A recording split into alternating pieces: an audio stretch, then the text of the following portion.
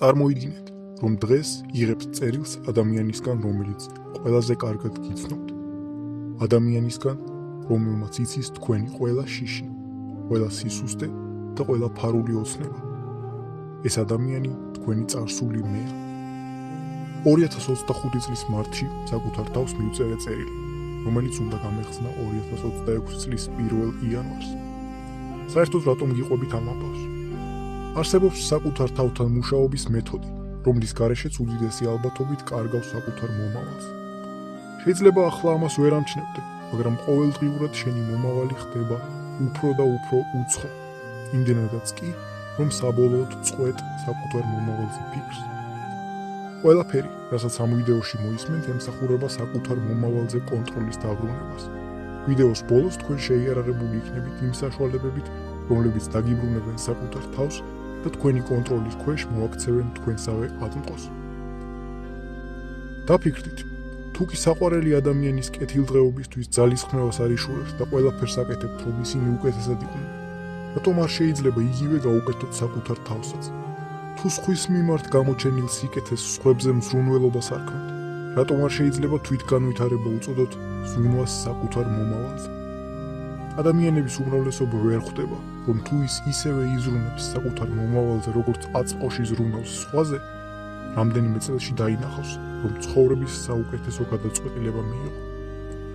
როგორც დასაწყისში გითხარით, 2025 წლის მარტში საკუთარ თავს მივწერე წერილი, რომელიც უნდა გამეხსნა 2026 წლის 1 იანვარს, ანუ ახალი წლის პირველ დღეს.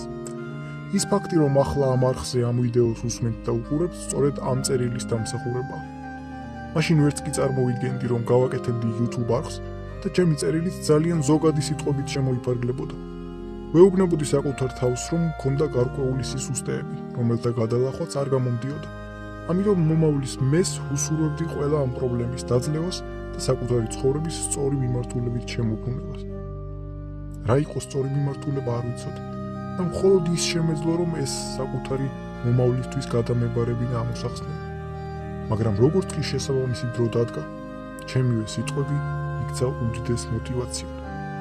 როგორ გააკეთოთ ეს ყველაფერი და რა პრაქტიკული ნაბიჯები უნდა გადადგათ ამის მისაღწევად, რამდენიმე წუთში გაიგებთ. იქამდე კი გაგიზიარებთ იმ აზროვნების ჯაჭვს, რაც ჩემს გონებაში ტორნადოსავით ტრიალებდა, ვიდრე მკვეთრად განსაზღვრავდი რა მინდოდა და რა უნდა მეკეთებინა. 2026 წლის 1 იანვარს დავიწყე ფიქრი, რისი გაკეთება შემიძლია და მინდა.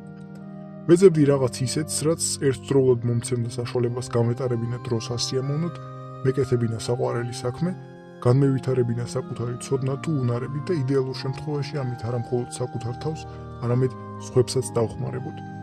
ამ იდეით შეპყრობილი შევედი YouTube-ზე, იმისთვის რომ მეპოვა რაიმე ვიდეო, სადაც საუბარი იქნებოდა წარმატებულ ადამიანებზე, ვინც ყველაფერი ნულიდან დაიწყო და შემდეგ ბევრს მიაღწია.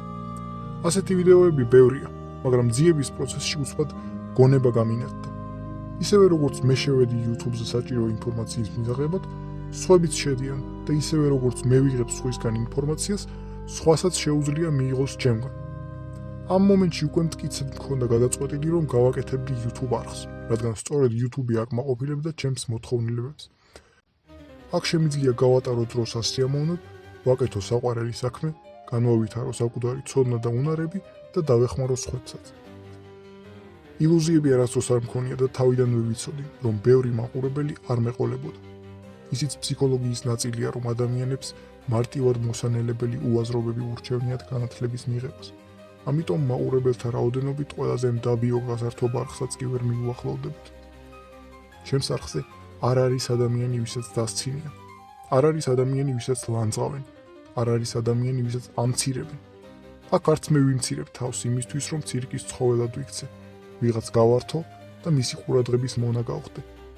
ეს ყველაფერი კი სწორედ ის არის, რასაც ხალხი ითხოვს. მაგრამ ჩემი მიზანი არ ყოფილა საკუთარ არხზე უსახური ბრბო მომეგროვები. არ მინდა ჩემს გარშემო მახინჯი მასა იყოს შემოკრებილი. ამიტომ მე ავირჩიე უმცირესობა. საზოგადოების ის ღირსეული ნაწილი, ვინც საკუთარ პრინციპებს არ ცვლის მატერიალურ კეთილდღეობაზე. ვისთვისაც საკუთარი ცხოვრება იმდენად ფასობს, რომ ის საკუთარივე ნებით არ მოისროლოს ნაგავს აყრელზე. ვისაც აქვს დიდებული მიზნები და ვინც არ ემსგავსება უმრავლესობას, მხოლოდ იმისთვის, რომ თავი დიდ ჯგუფს მიაკუთვნოს. უმრავლესობას ეშინია ასეთი უმცირესობის. ყველანაირად უფრთხის მას. ამიტომ ყველაფერს გააკეთებს, რომ ღირსეულმა ადამიანმა ძალა არ მოიკრიბოს, მუდმივად დაგნინებულ მდგომარეობაში იცხოვროს. თავად კი თამამად განაგრძოს ყოველგვარი უმსგავსობა საკუთარ თანამოაზრეებთან ერთად, რომელთა ჯამური ინტელექტიც სამნიშნა რიცხვს ძლივს თუ აღწევს. შენ შეგიძლია დაეუფლო იმ იარაღებს, რაც ყველაფერს შემოატრიალებს. თანამედროვე საზოგადოების უდიდესი ტრაგედია, რომ ის ბოროტებით იმართება. ბოროტება ძლიერი და მაცდურია, ამიტომ მას არ უჭირს საზოგადოებიდან გამოარჩიოს ავადმყოფი ხალხი, როგორც პირდაპირ ისე გადატანითი მნიშვნელობით. შემდეგ კი ისინი დიდების მწვერვალზე აიყვანოს, რათა ყველამ დაინახოს, ვინ ჯილდოვდება და რა უნდა გააკეთო შენც, თუ კი წარმატების მიღწევა გინდა. სიკეთე, მაღალი ზნეობა, სწრაფვა იმისკენ, რომ გახდე უკეთესი კი ყველანაირად იწიხლება. თუ შენ უარს ამბობ იყო დაავადებული გლობალური სენით, შენ გაირიყები და გახდები დაცინვის მსხვერპლი. ეს არის მასების ფსიქოლოგია, რომელიც ოსტატურად ახერხებს ჩვენს შეჩერებას წინსვლის გზაზე. ესმე საკუთარმა წერილმა კიდევ ერთხელ შემეხსენა. ამიტომ მინდოდ დავრჩენილიყავი იმად, ვინც ვარ, მათთვის, ვინც დარჩა იმად, ვინც იყო. თუ შენ საკუთარ თავს ძლიერ, მაგრამ ხელოვნურად დასუსტებულ უმცირესობას აკუთვნებ, ეს არხი შენთვისაა. თუმცა როგორც უკვე რამდენჯერმე ვახსენე, ამ გადაწყვეტილებამდე მიიყონა წერილმა საკუთარი წარსულისგან. მინდა ამ ვიდეოში სათანადო მაგალითებით და სამეცნიერო ცხადით აგიხსნათ, როგორ და რატომ უნდა მისწეროთ საკუთარ მომავალს წერილი. ამერიკელმა ფსიქოლოგმა ჰელ ჰერშფილდმა მეცნიერული კვლევით აჩვენა, რომ ადამიანები საკუთარ მომავალს ეპყრობიან ისე, როგორც უცხო ადამიანს. ამისთვის მან გამოიყენა საოცრად გენიალური მეთოდი. 2008-2011 წლებში მან 18-დან 30 წლამდე ასაკის ახალგაზრდებზე კალიფორნიის უნივერსიტეტში ჩაატარა კვლევა. კვლევა ითვალისწინებდა ფუნქციური მაგნიტურ-რეზონანსული ტომოგრაფიის გამოყენებას ამ ადამიანების თავის ტვინზე დასაკვირვებლად. ფუნქციური მაგნიტურ-რეზონანსული ტომოგრაფია, შემოკლებით FMRT, არის თანამედროვე ნეიროვიზუალიზაციის მეთოდი, რომელიც საშუალებას გვაძლევს დავინახოთ არა მხოლოდ ის, თუ როგორ გამოიყურება ტვინი, არამედ ისიც, თუ როგორ მუშაობს ის. სხვა სიტყვებით, ჩვენ შეგვიძლია დავაკვირდეთ თავის ტვინის აქტივობას კონკრეტული ქცევის განხორციელების დროს. თავის ტვინი დაყოფილია უბნებად და ისინი ერთმანეთთან ფუნქციურად არიან დაკავშირებული. ყველაფერი, რასაც თქვენ ფიქრობთ ან აკეთებთ, სწორედ თავის ტვინის აქტივობას უკავშირდება. ამიტომ იმის ცოდნა თუ რა მექანიზმები დგას თავის ტვინის მუშაობის უკან, ძალიან ეხმარება მეცნიერებას ამოხსნას ადამიანის ქცევის და ფსიქიკური თუ ფიზიკური პროცესების თავისებურებები. როდესაც ჩვენ ვახორციელებთ კონკრეტულ ქცევას, ამ დროს აქტიურდება თავის ტვინის ის უბანი, რომელიც ამ მოქმედების განხორციელებაზეა პასუხისმგებელი. მაგალითად, ისეთი მარტივი მოქმედების განხორციელებისთვისაც კი, როგორიც სიარულია, საჭიროა რომ ერთდროული, კოორდინირებული მუშაობით პროცესში ჩაერთონ მოტორული ქერქი, ნათხემი, ბაზალური განგლიები, თხემის წილი. მოკლედ რომ ვთქვათ, ყველაფერი, რასაც ვფიქრობთ და ვაკეთებთ, დაკავშირებულია თავის ტვინთან. FMRT კი თავის ტვინზე დაკვირვების საშუალებას გვაძლევს. წარმოიდგინეთ ტვინი როგორც დიდი ქალაქი ღამით. FMRT არის ხელსაწყო, რომელიც გვიჩვენებს ქალაქის რომელ უბნებში ინთება შუქი, როდესაც ჩვენ კონკრეტულ რამეზე ვფიქრობთ. ამიტომ ჰელ ჰერშფილდმა გადაწყვიტა თავის ტვინზე დაკვირვებით გაეგო, როგორ განსხვავდება ადამიანების წარმოდგენა საკუთარ თავზე აწმყოში და მომავალში. ის ცდის პირებს უსვამდა კითხვებს მათი აწმყოს შესახებ, მომავლის შესახებ და სრულიად სხვა ადამიანის შესახებ და აკვირდებოდა თავის ტვინის აქტივობას. კითხვებზე პასუხები მონაწილეებს უნდა გაეცათ 1-დან 7-ის ჩათვლით სკალაზე. მაგალითად, კითხვა იყო ასეთი: რამდენად კეთილსინდისიერი ხართ ახლა? 1 ნიშნავდა უკიდურესად არაკეთილსინდისიერს, 7 სრულიად კეთილსინდისიერს. შემდეგ ამავე კითხვას დასვამდნენ მომავლის ფორმაში: რამდენად კეთილსინდისიერი იქნებით 10 წლის შემდეგ? და ისევ შეფასება 7-გულიან სკალაზე. პრინციპი მარტივია. ამ კვლევის შედეგად გამოჩნდა, რომ საკუთარ აწმყოზე პასუხების გაცემის დროს აქტიურდებოდა მედიალური პრეფრონტალური ქერქი, რომელიც საკუთარ თავზე ფიქრისას აქტიურდება ხოლმე. მაგრამ საკუთარი მომავლის შესახებ ფიქრისას ამ უბანში აქტივობა საგრძნობლად შემცირდა. ადამიანები პასუხს სცემდნენ საკუთარ თავზე, მაგრამ ამავე დროს არ გრძნობდნენ, რომ საკუთარ თავზე საუბრობდნენ. საკუთარ მომავალზე ფიქრისას აქტიურდებოდა თავის ტვინის ზუსტად ის უბანი, რომელიც აქტიურდება უცხო ადამიანზე ფიქრისას.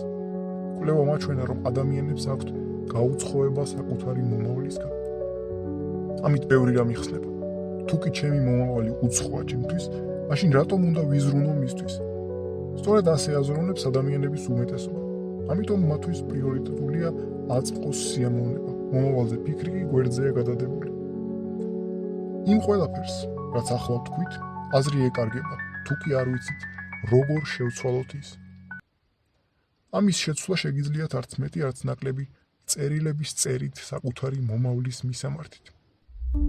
ჩვენი ტვინი ბიოლოგიურად არის დაპროგრამებული იყოს ეგოისტი აწმყოში. წერილის წერა კი არის ის ხრიკი, რითიც მომავლის უგულებელყოფას, ანუ სხვა სიტყვებით, აწმყოს ეგოიზმს გვერდსვულით და ვაიძულებთ საკუთარ თავს არ მოვექცეთ მომავალ მეს უცხოსავით.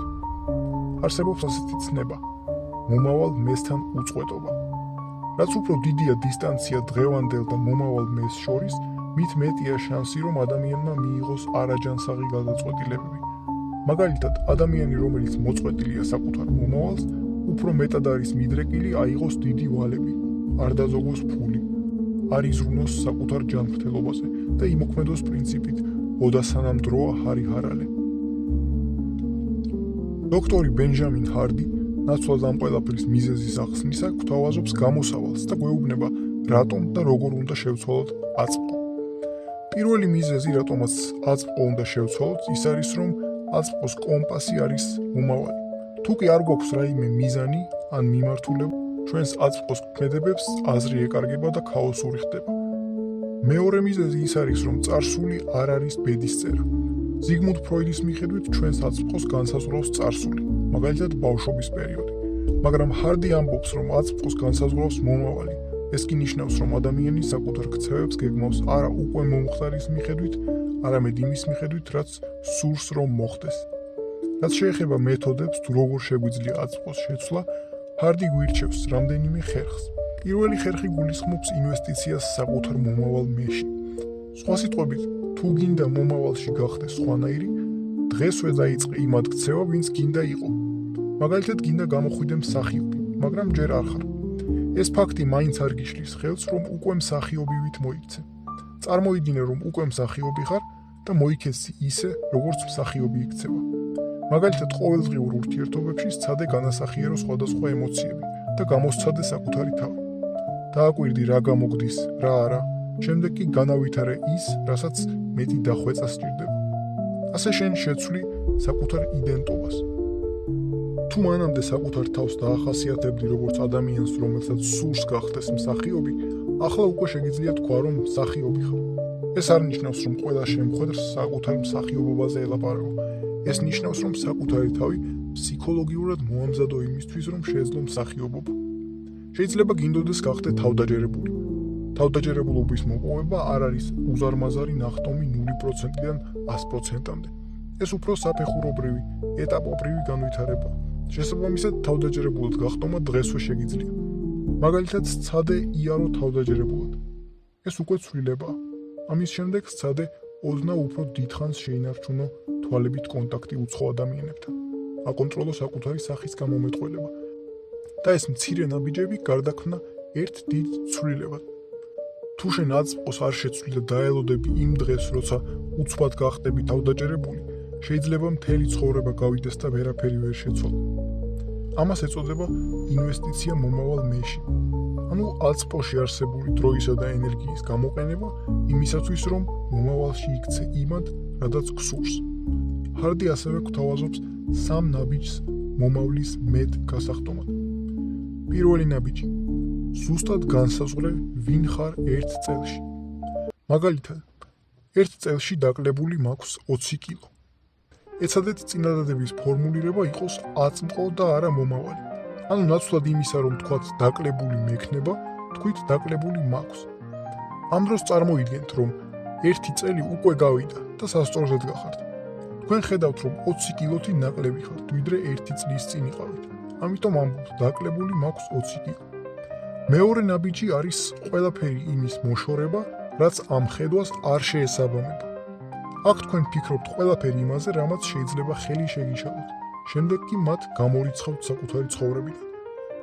მაგალითად, წონის კლებაში ხელი შეიძლება შემიშალოს მავნე ჩვევებისკენ მიდრეკილება, ნებისყოფის ნაკლებობამ, პასიურმა ცხოვრების წესმამ, მოუწესრიგებელმა დღის რეჟიმმა, არაჯანსაღმა კვებამ და კიდევ მრავალმა ფაქტორმა.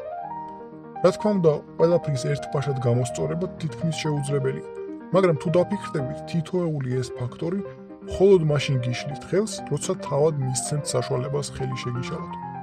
ამიტომ გამოასწორეთ ერთადერთი რამ, საკუთარი დამოკიდებულების სერიოზულობა.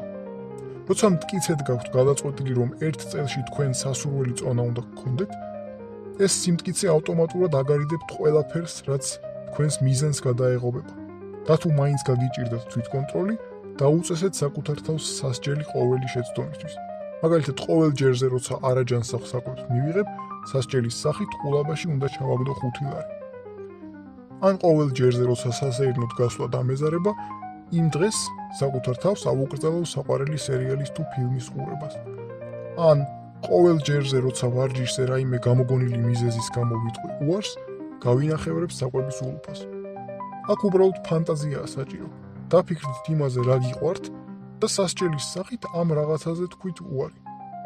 ეს მეთოდი შეგიძლიათ როგორც ჯილდო, ისეც გამოიყენოთ. მაგალითად, ყოველ ჯერზე, როცა შევძლებ ჯანსაღად კვებას, საკუთარ თავს ვაჯილდოებ და საყვარელი სერიალის ყურების უფლებას ვაძლევ. ასე მთელი პროცესი ხდება ძალიან სახალისო. თქვენ თამაშობთ და ამ თამაშით იღებთ შედეგს. სწავლობთ თვითკონტროლსა და დისციპლინას. ასე თქვენი მომავალი აღარ არის თქვენგან მოწყვეტილი და ხედავთ, რომ თითოეული წარმატებული დღე დასახულ მიზნამდე, ანუ სასურველ მემდე გაახლოვთ და თავად ხართ პასუხისმგებელი წარმატებაზეც და წარუმატებლობაზეც. მესამე ნაბიჯი კი არის საკუთარი გარემოს შეცვლა ისე, რომ მომავლის მეს შეესაბამებოდეს. მაგალითად, თუ წონის კლებას ვცდილობ და ამავე დროს ჩემი მაცივარი სავსეა იმ საჭმლით, რომელიც წონის კლებაში ხელს შემიშლის, ამ დროს ჩემი სურვილი და გარემო შეუთავსებელია. თუ წონას ვიკლებ და ამავე დროს ნერწყვების ყლაპვით უყურებ, როგორ ჭამენ სხვების ტრაფიკობის ობიექტებში, აქაც სურვილი და ქცევა შეუსაბამოა. თუ გარშემო მყავს ისეთი ადამიანები, რომლებიც თავაშვებულ ცხოვრებას ეწევიან და მეც მაძალებენ, მე კი ცდუნებას ვერ უძლებ, მტკიცედ უნდა განვუცხადო მათ ჩემი გადაწყვეტილების შესახებ გავხდე უკეთესი. და თუ მათი პასუხი ირონია ან დაცინვა იქნება, უნდა მიუხვდე, რომ ის, ვისაც მეგობარს ვეძახი, არ არის მეგობარი და ჯობია დროზე მოვიშორო. გარემოსა და საკუთარი მეს შესაბამისობაში მოყვანა გულისხმობს, რომ შენი გარემო ხელს უნდა გიწყობდეს მიზნის მიღწევაში და არა პირიქით. როცა მაცივარს გამოაღებ, არ უნდა გიწევდეს არჩევანის გაკეთება ჯანსაღ და არაჯანსაღ საკვებს შორის. შენი არჩევანი მხოლოდ ჯანსაღი უნდა იყოს. ყველანაირად უნდა გაურთულო საკუთარ თავს წვდომა არაჯანსაღ პროდუქტებზე. გაუუქმე გამოწერა ისეთ არხებს, სადაც შენი მიზნის საპირისპიროს გეუბნებიან ან გაჩვენებენ. უნდა უყურო ისეთ გადაცემებს, სადაც ადამიანები გიზიარებენ საკუთარი წარმატების ისტორიას, სადაც ხედავ როგორ ფასდება შრომა და გასწავლიან როგორ შეგიძლია გაიმეორო იგივე შენც. გარშემო შემოიკრიბე ისეთი ადამიანები, ვისთანაც გაქვს საერთო ინტერესები. ასე თქვენ ერთმანეთს დაეხმარებით და არ მისცემთ სისუსტის საშუალებას. მაგალითად, შეგიძლიათ ერთად ივარჯიშოთ ხოლმე, ხოლო ის, ვინც ვარჯიშს გააცდენს, მეორეს ყოველ გაცდენილ ვარჯიშზე უხდის 20 ლარს. ასე საკუთარ თავს უკან დასახევ გზას უსპობთ და იყურებით წინ, მიზნისკენ. ეს ყველაფერი მოკლედ რომ შევაჯამოთ, მივიღებთ ასეთ რამეს. იფიქრეთ საკუთარ მომავალზე ისე, როგორც საკუთარ აწმყოზე. იზრუნეთ საკუთარ თავზე ისე, როგორც ზრუნავთ სხვაზე. მომავლის მიზანი აქციეთ თქვენი აწმყოს ქმედებების კომპასად. დღესვე დაიწყეთ იმ ადამიანად ქცევა, ვინც მომავალში გინდათ რომ იყოთ. ზუსტად ჩამოაყალიბეთ, ვინ გინდათ იყოთ ერთ წელში და იმოქმედეთ შესაბამისად. მოიშორეთ ყველაფერი, რაც მიზნის მიღწევაში შეგიშლით ხელს და შეცვალეთ გარემო ისე, რომ იგი თქვენს მომავალს ეხმარებოდეს. ახლა კი მოვიტოვეთ თავად წერილის წერის ტექნიკური მხარე. სად დაწერო, როგორ დაწერო, როგორ უნდა გაგახსენდეს, რომ კონკრეტულ დღეს გახსნა და ასე შემდეგ. ვინაიდან ეს არის წერილი მომავლისთვის, არ იქნება სწორი, რომ ამ წერილს ყოველდღე ვხედავდეთ. ამიტომ წერილის დაწერის შემდეგ ის უნდა გაიხსნას მხოლოდ დანიშნულ დღეს. მაგალითად, თუ წერთ ჩვენს თავს 2027 წლის 1 იანვარს, გახსნის თარიღი უნდა იყოს სწორედ ეს დღე და დაწერიდან ამ დღემდე არ უნდა გავხსნათ. სად დაწერთ, როგორ დაწერთ, სად შეინახავთ, ამას გადამწყვეტი მნიშვნელობა არ აქვს, მაგრამ პირადად ჩემზე გეტყვით, რომ მე მაქვს რვეული, რომელიც მხოლოდ მომავლისადმი წერილებისთვის არის განკუთვნილი. წერილის დაწყებამდე ზევით კუთხეში ვწერ დაწერის თარიღს და გახსნის თარიღს. ამის შემდეგ კი ვიწყებ თავად წერილის წერას. წერილის შინაარსი მთლიანად თქვენზეა დამოკიდებული.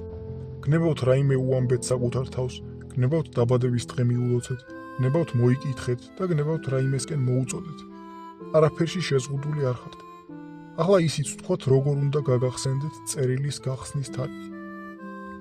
ეს ძალიან მარტივია და უამრავი ხერხი არსებობს. ჩაინიშნეთ სხვა ფურცელზე მხოლოდ გახსნის თარიღი, ჩაიწერეთ ტელეფონში. თუ იმავე წელს უნდა გახსნათ, როცა წერთ, შეგიძლიათ კალენდარზე შემოხაზოთ ეს დღე. მაგაც ფანტაზიაა საჭირო. უამრავი მეთოდის მოფიქრება შეიძლება, რომ გახსნის დღე არ დაგავიწყდეთ. პირადად მე Word-ის ფაილში გაკეთებული მაქვს ჩემი პირადი კალენდარი, სადაც შემიძლია ჩავინიშნო ნებისმიერი რამ, რაც გასაკეთებელი მაქვს. ამიტომ, როცა კონკრეტულ თარიღს მიუახლოვდები, წინასწარ ვიცი რა და როდის უნდა გავაკეთო. სწორედ ამ კალენდარში 2025 წლის მარტშივე 2026 წლის 1 იანვარის ადგილას ჩავწერე წერილის გახსნა. თუ არ გინდათ, რომ თქვენი წერილი ვინმე მიპოვოს, დადეთ ყველასგან მიუწვდომელ ადგილას. თუ ასეთი ადგილი არ გაქვთ, შეგიძლიათ თქვენსავე ნაწერს გადაუღოთ სურათი და ტელეფონში ან კომპიუტერში შეინახოთ. თავად ფურცელი კი გაანადგუროთ და თუ მაინც და მაინც გინდათ შეინახოთ თქვენი ნაწერი, შეგიძლიათ დაწეროთ კოდური ენით. არ მგონია, რომ ვინმე აქამდე მისვლა დასჭირდეს, მაგრამ თუ კომენტარებში დამიწერთ, შემიძლია კოდური ენით წერაც გასწავლოთ, ისე რომ თქვენი დაწერილი საკითხვა მხოლოდ თქვენ შეძლოთ, სხვისთვის კი ეს ყველაფერი სრულიად გაუგებარი იყოს. ხოლო თუ გინდათ, რომ ეს ყველაფერი ბევრად გაამარტივოთ და დანიშნულ დროს თავისით მოგივიდეთ თქვენივე წერილი, ამისთვის არსებობს ასეთი საიტი. ოღონდ გაითვალისწინეთ, რომ ამ საიტიდან წერილების გაგზავნა ფასიანია და რეკომენდაციას ვერ გავუწევ, რადგან მე არასდროს არ გამომიყენებია. აქ შეგიძლიათ დაწეროთ წერილი და გაუგზავნოთ საკუთარ თავს ისე, რომ ეს წერილი მიიღოთ თქვენს სასურველ დროს. მოკლედ, რისი თქმაც მინდოდა უკვე გითხარით. თუ გინდათ, რომ კიდევ გითხრათ ხოლმე ის რისი თქმაც მომინდება, გირჩევთ გამოიწეროთ არხი და გაააქტიუროთ ზარის ღილაკი. ნახვამდის.